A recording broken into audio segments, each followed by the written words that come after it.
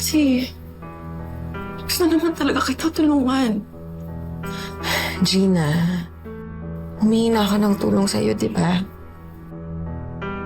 Pero tumanggi ka. Ang susunod na programa ay rated PG. Ito ay nangangailangan ng patnubay at gabay ng magulang para sa mga batang manonood. Kapag kapanabik na po at tumitindi na ang mga eksena maging ang kaganapan na ating pagkatutukan at ating nga rin namang pagkasubaybayan dito lang sa ating pinagkakaabangan at pinagkatutukan tuwing hapon na My Father's Wife.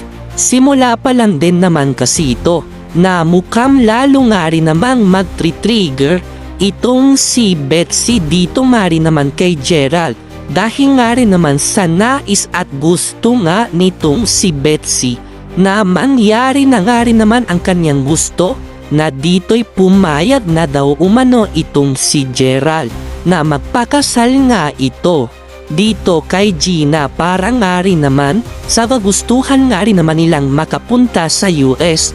Ayaw nga rin naman kasi nitong si Gerald na gawin ito dahil hindi daw umano maganda ang gagawin at plano nga nitong si Betsy. Pero dito nga rin naman ay tila nagmatigas pa nga itong si Betsy.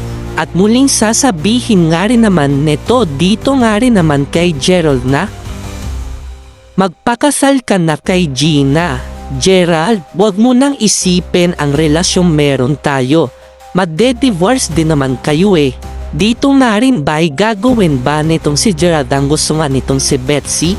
Yan nga rin ni ating pagkakaabangan.